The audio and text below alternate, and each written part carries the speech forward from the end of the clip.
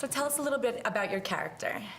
I play Diana Boyle, who's a woman who was a tax attorney, and she had a daughter, and she had a lousy husband who took off, and so she raised her daughter on her own. And at the moment in her life when she had an empty nest and she was able to, she looked in the mirror and said, you know, what do you want to do with the rest of your life?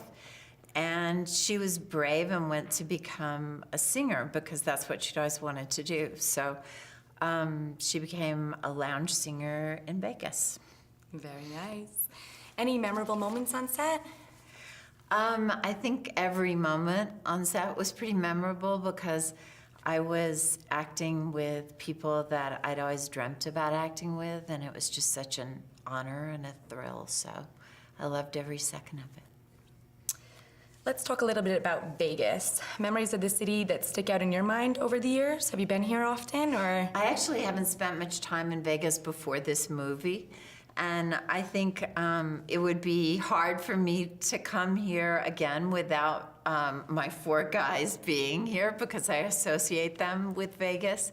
But I've had such an amazing time here in the city. It's kind of opened its arms to us, and even though I'm somebody who doesn't really love crowds, I've been amazed at what a great time I've had here.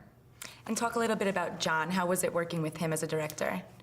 Jon Turteltaub is part wise old soul and part 9-year-old boy. And those 2 parts together make a great director. You need a little of each to be a great director. And he just was the perfect person for this material and for this group of people. I think he took such delight in us, and he was so open to our ideas, and yet he always knew when to say no, and he was just, he's a great pal. I feel like I've made a great friend in him. And what about working with these 4 legends? When I walked in the room on the very first day, the very first read-through, they were all legends to me, and about 30 seconds into it, they were my buddies that I was gonna get to hopefully make movie magic with for the next 6 weeks or so. And I just couldn't believe how real and funny and smart and humble and fantastic they all are. And lastly, what can audiences expect to take from this film?